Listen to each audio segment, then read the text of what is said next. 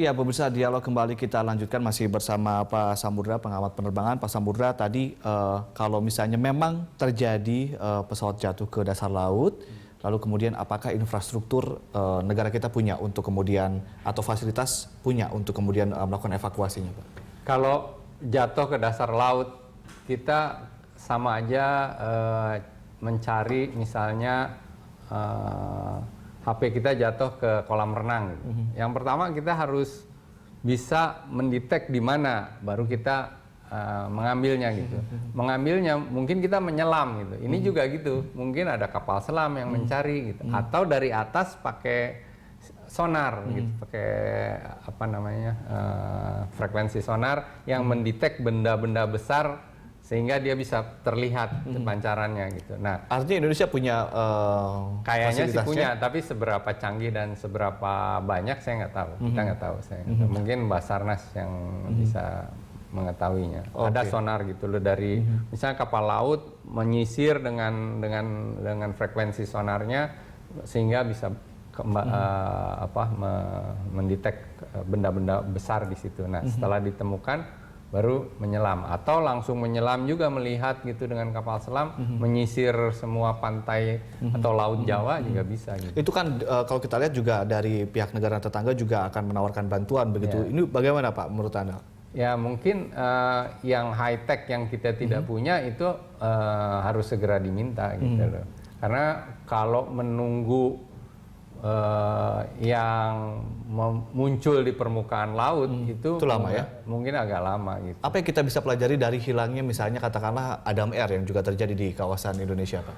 Nah ini dulu waktu Adam Air terus ada pernah satu airline juga dia nyasar ke daerah timur gitu. Mestinya dia ke utara, dia ke daerah timur. Disyaratkan seluruh airline mempunyai namanya satu sistem flight following.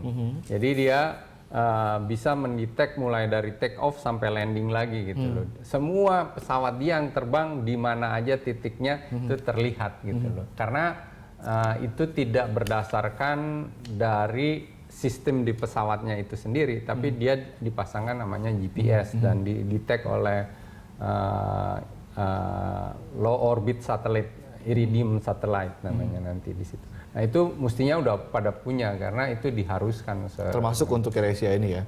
Termasuk iya. Kalau Anda Pak Samudra sebagai pengamat penerbangan dan pengamat industri penerbangan juga begitu ya, apa rekomendasi Anda terhadap pemerintah ataupun mungkin dari pihak AirAsia dalam hal pencarian ini Pak? Ya gini, yang pertama harus ERP-nya harus dijalanin gitu dan setiap airline organisasi punya krisis management gitu yang harus bisa dideploy secepat mungkin. Karena kan ada juga yang kalau terlalu lama tadinya mestinya hidup jadi mati, jadi meninggal gitu. Nah, itu yang jadi masalah gitu. Ekspektasi dari keluarga ini lambat bener nih gitu loh. Tadinya kan mestinya hidup tapi nggak, jadi disalahin. Nah, itu harus secepat dan pencariannya mungkin. Tidak 24 jam loh Pak ya. Harus ini apa yang kemudian Anda lihat? Harus dideploy secepat mungkin gitu. Kalau nggak salah kalau di Basarnas udah ada sistem yang baku. Ini harus begini, harus cepat gitu loh. Tapi harus lebih cepat dari yang sekarang. Apa yang terjadi begitu ya. Kalau dari airline-nya juga harus inisiatif segera. Lebih gitu cepat tanggap. Kalau Anda lihat dari Basarnas sendiri, bagaimana pendapat Anda? Apakah mereka selama record ketika menanggulangi kecelakaan pesawat, apakah mereka selama ini bagus atau kinerjanya baik atau bagaimana nih Pak? Ya sekarang sih maksimal yang sebisa-bisa kita maksimal itu karena kan udah dibentuk satu badan tersendiri yang memang tugasnya hanya sebagai badan SAR nasional gitu loh. Kalau ada kecelakaan, ada gempa bumi, ada sebagainya, mereka harus mendeploy segera gitu loh. Baik, terima kasih sekali Pak Samudra telah sharing bersama kami dan tentunya lagi-lagi kita tetap berharap begitu ya apa yang terjadi adalah yang terbaik yang kemudian kita bisa menemukan segera penyebab lalu juga kemudian menemukan segera di mana letak dari hilangnya pesawat yang mudah-mudahan hari ini bisa mudah-mudahan karena terlalu lama lah soalnya kan orang stres.